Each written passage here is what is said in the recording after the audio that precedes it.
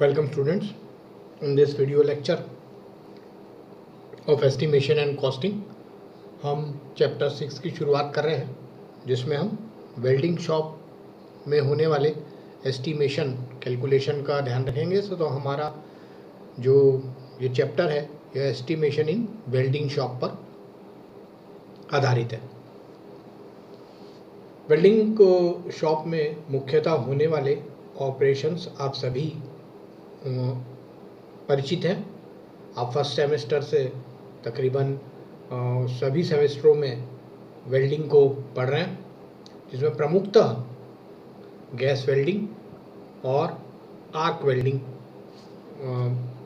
का जो मुख्य इन्वॉल्वमेंट है वो इस चैप्टर में है। यानी कि इस चैप्टर में हमको मुख्यतः आर्क वेल्डिंग और गैस वेल्डिंग के कॉस्टिंग से रिलेटेड, एस्टिमेशन और कॉस्टिंग से रिलेटेड न्यूमेरिकल्स को सॉल्व करना है। जब हम गैस वेल्डिंग की बात करते हैं तो यह आपको पता ही होगा। मैं एक बार और रिपीट कर देता हूँ ताकि हमारा थोड़ा सा जो व्यूज़ हैं वो क्लियर हो जाए। गैस वेल्डिंग दो प्रकार की होती है। एक हाई प्रेशर गैस वेल्डिंग जिसमें ऑक्सीजन का सिलेंडर और एसिटिलीन का सिलेंडर होता है हॉस पाइप के द्वारा, और हाई प्रेशर वेल्डिंग के लिए अलग टॉर्च का प्रयोग करते हुए हम फ्लक्स और फिलर रॉड का प्रयोग करते हुए वेल्डिंग करते हैं। लो प्रेशर गैस वेल्डिंग में ऑक्सीजन सिलेंडर वैसे ही रहता है और एसिटिलीन सिलेंडर की जगह हम कार्बाइड का प्रयोग करते हैं, जो अक्सर आपने ऑटोमोबाइल गैरेजों के आसपास देखा होगा। मोस्टली एचपी और एलपी की जगह एलपी वेल्डिंग ही, low pressure welding, gas welding ही ज़्यादा प्रयोग में आती है। लेकिन जब हम इंडस्ट्री में काम करते हैं तो उस समय हम लो प्रेशर गैस वेल्डिंग का नहीं, हाई प्रेशर गैस वेल्डिंग का प्रयोग करते हैं। इस गैस वेल्डिंग के अलावा हम गैस कटिंग का भी प्रयोग करते हैं, जिसमें same oxy acetylene gas welding का सिलेंडर होता है और हम गैस कटिंग कहते हैं जिसे, और इसका टॉर्च अलग होता है। गैस एचपी वेल्डिंग का टॉर्च अलग होता है, एलपी वेल्डिंग का टॉर्च अलग होता है, गैस कटिंग का टॉर्च अलग होता है। इसके अलावा हम हीटिंग भी करते हैं कई बार, और जिसके लिए भी टॉर्च अलग होता है। तो यदि मैं गैस वेल्डिंग सिर्फ वर्ड का प्रयोग करूं तो उसमें 4 टॉर्च मुख्यतः प्रयोग में आएंगे। मैं फिर से रिपीट करता हूं। एलपी गैस वेल्डिंग जिसमें हम कार्बाइड का प्रयोग करते हैं एसिटिलीन जनरेशन के लिए और oxygen cylinder. HP gas welding जिसमें हम ऑक्सीजन सिलेंडर का प्रयोग करते हैं और एसिटिलीन सिलेंडर का प्रयोग करते हैं। गैस कटिंग जिसमें हम एसिटिलीन का प्रयोग करते हैं और ऑक्सीजन का प्रयोग करते हैं कटिंग के लिए, जिसका टॉर्च अलग आता है। और एट लास्ट गैस हीटिंग, तो हीटिंग के लिए भी गैस का टॉर्च अलग आता है। आप एक ही टॉर्च से किसी भी इन चारों जो हमने डिस्कस किए उनको आप सही तरीके से जस्टिफाइड नहीं कर सकते। सबकी टॉर्च अलग अलग आती हैं। आप जब किसी भी इंडस्ट्री में जाएंगे तो हो सकता है कि आप एसिटिलीन की जगह एलपीजी सिलेंडर देखें। और जैसे मैंने पूर्व में कहा कि अक्सर इंडस्ट्री में गैस कटिंग का ही ज़्यादा प्रयोग होता है बजाय गैस वेल्डिंग के, तो ये भी हमको ध्यान में रखना है।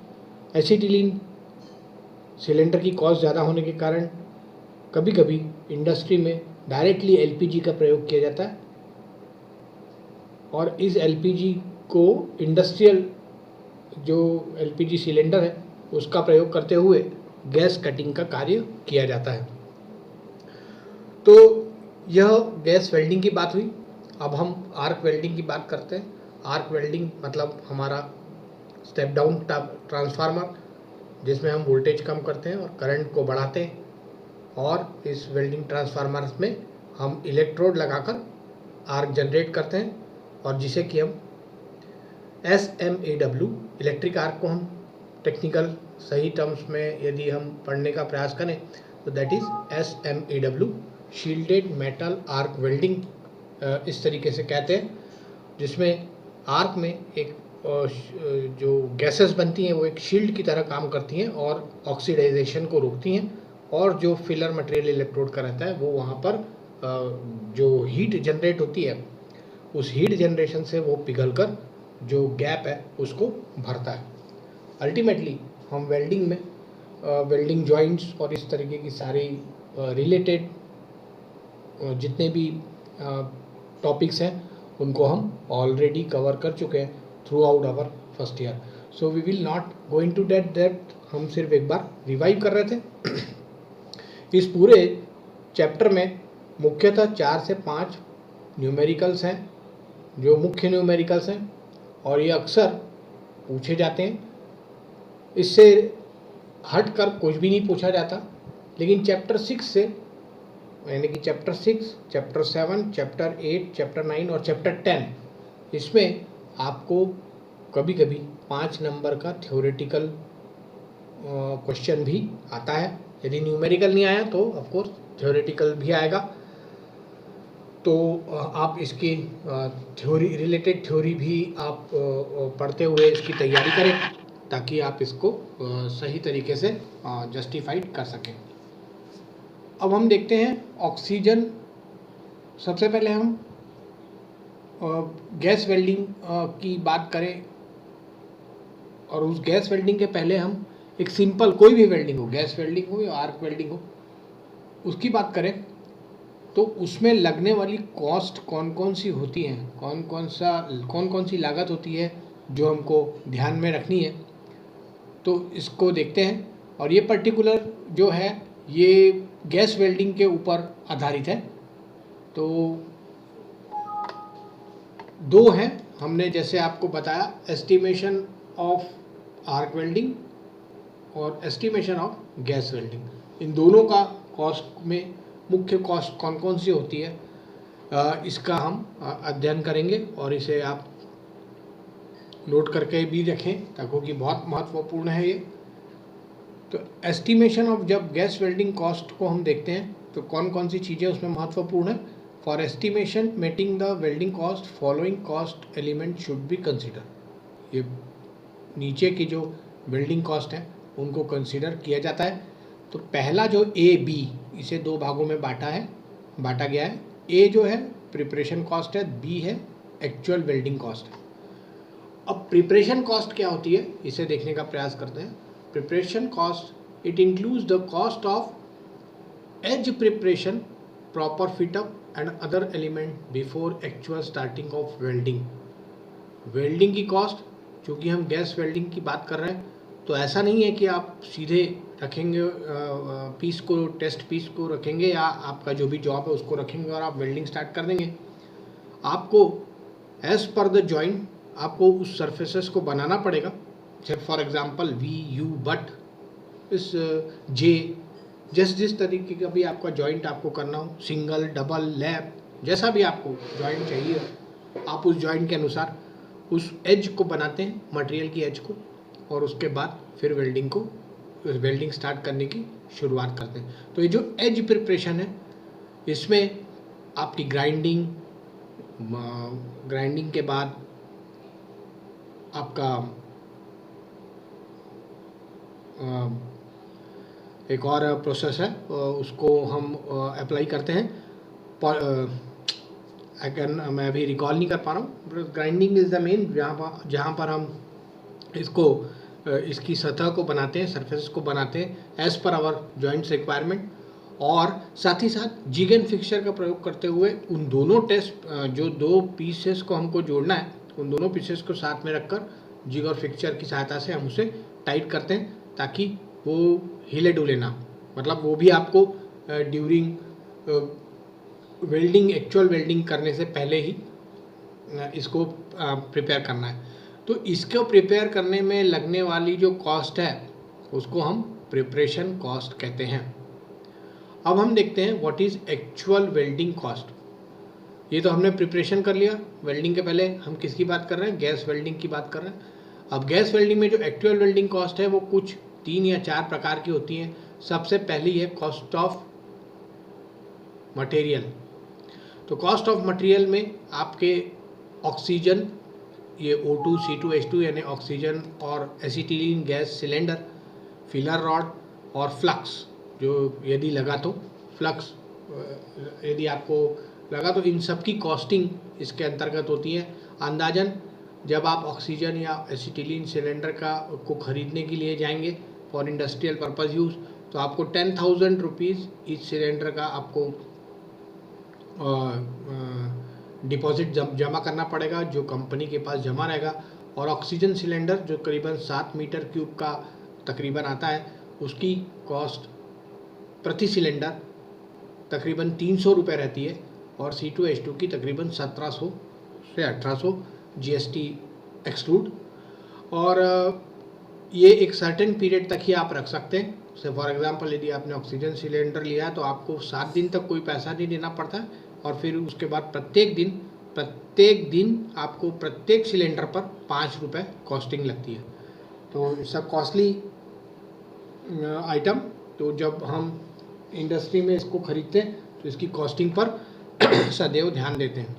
कोविड का कार्य है, तो एक बात मैं आपको जनरल नॉलेज के तौर पर और बता दूं कि यह ऑक्सीजन जो इंडस्ट्री में हम प्रयोग करते हैं, इसे हम मेडिकल यूज़ में प्रयोग नहीं करते हैं, बिकॉज जो मेडिकल लाइन का जो ऑक्सीजन रहता है उसकी प्योरिटी 99 से ज़्यादा रहती है। इसकी जो प्योरिटी है वो 99 से कम रहती है।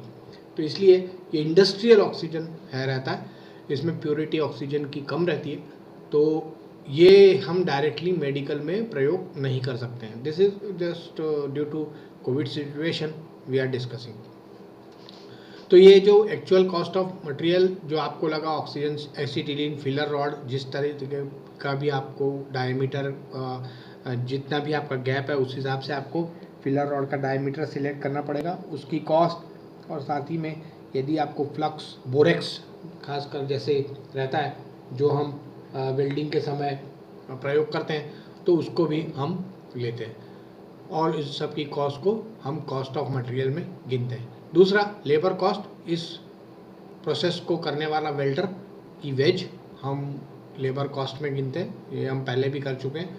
और तीसरा, वेल्डिंग फिनिशिंग कॉस्ट, यानी कि एक्चुअल वेल्डिंग आपने कर ली, जैसे आपने एज प्रिपरेशन की थी, उसके बाद आपको वेल्डिंग फिनिशिंग कॉस्ट भी करनी पड़ेगी। आपने सिर्फ वेल्ड कर दिया मतलब नहीं होता, आपको उसको जो वेल्ड जॉइंट है उसको ग्राइंडर से घिस कर, बफिंग करके, उसको सही तरीके से साफ़ करके, और उसकी आपको टेस्ट करनी पड़ती है। उसके बाद ही आप कह सकते हैं कि ये जॉइंट सक्सेसफुल है। तो इसमें लगने वाले जितने भी खर्चे हैं, पोस्ट वेल्डिंग ट्रीटमेंट जिसे कहते हैं, मैं पढ़ देता हूँ उसको। This includes the expenditure, mode of finishing the welding joint of flux welding, post welding treatment such as heat treatment, हम हीट ट्रीटमेंट देते हैं।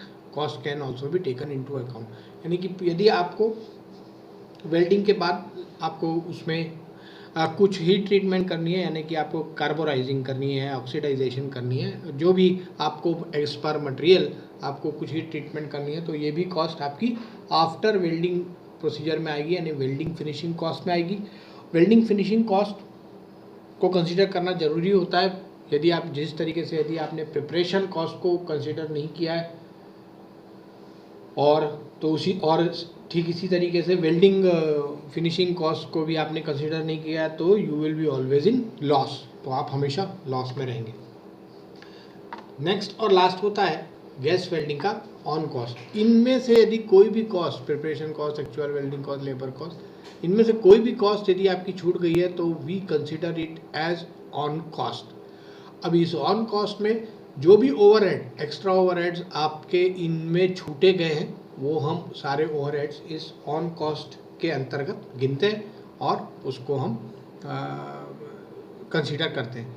तो ये सारी जितनी preparation cost, actual welding cost, ये सारी जितनी यदि हम कैलकुलेट करें, सो हम इसे सही ढंग से गैस वेल्डिंग के अंतर्गत इसको समझ सकते हैं। तो ये हमारी गैस वेल्डिंग कॉस्ट से रिलेटेड इंफॉर्मेशन है।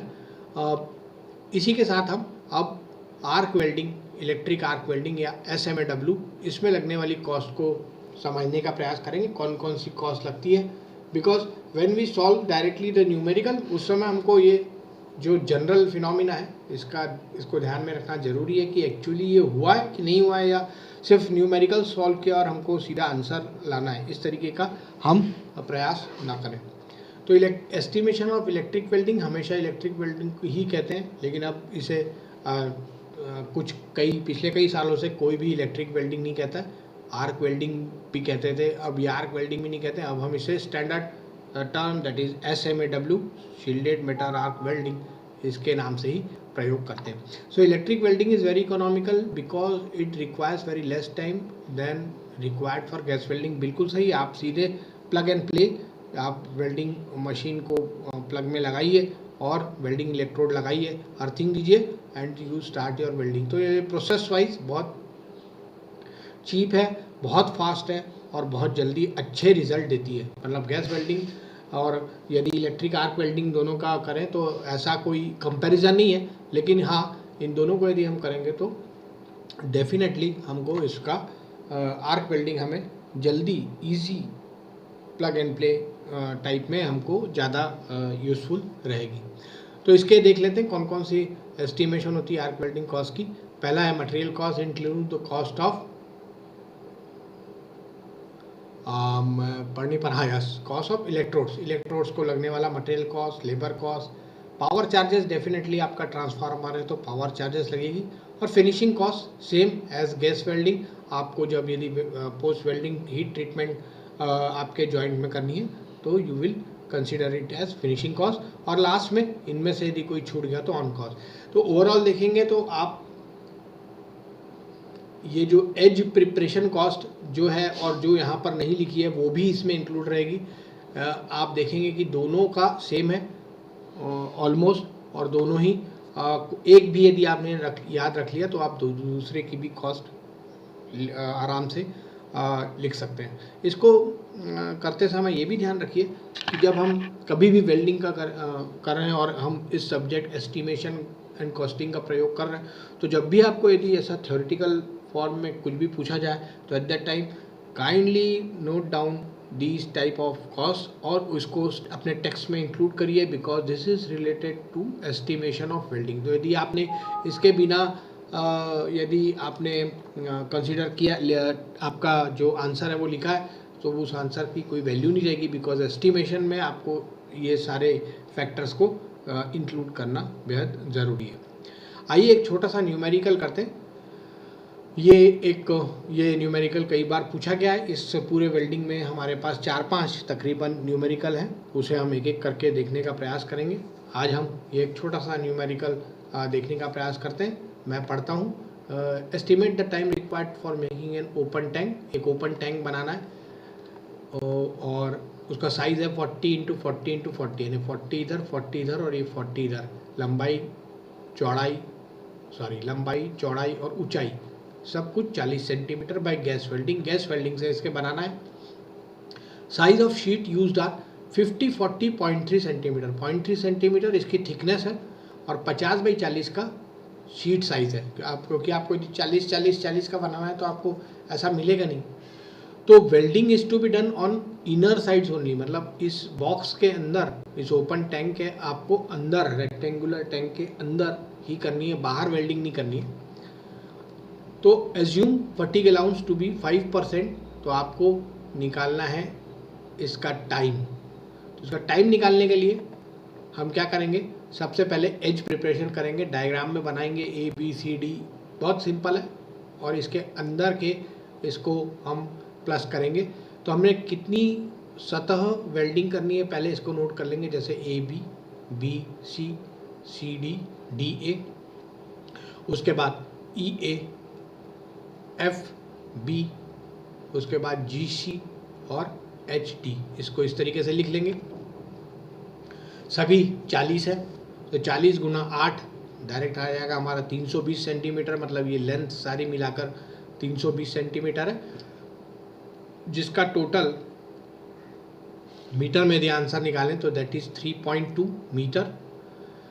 अब हमको वेल्डिंग टाइम निकालना है और वेल्डिंग स्पीड ये टेबल से हम लेते हैं। एक टेबल रहता है जिसमें हमें पता रहता है, एग्ज़ाम में आपको ये सब क्वेश्चन में ही दिया रहेगा कि इसमें लगने वाला समय कितना है और इस तरीके से सारी चीज़ें।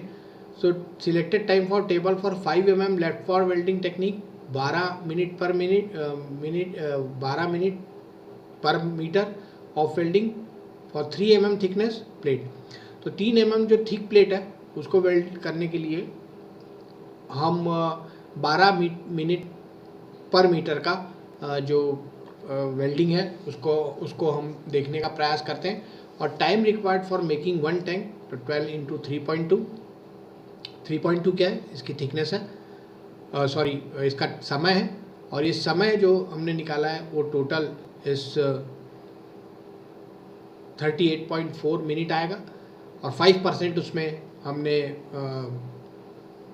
अलाउंस लिया है तो उसको घटा देते और घटाने के उसको जोड़ देते हैं, because we have to add that 5% and our last time is equal to 40.3 minute. तो इस तरीके से बहुत आसान से प्रश्न पूछे जाते हैं इस वेल्डिंग में। थोड़ा सा ट्रिकीनेस रहता है। आई एम वेरी होपफुल कि इसको हम जैसे जैसे आगे बढ़ेंगे आप बहुत आसानी से इसे समझ जाएंगे। So here I will and this video lecture. The next video lecture we will try to solve some another numerical. Thank you student for your kind attention.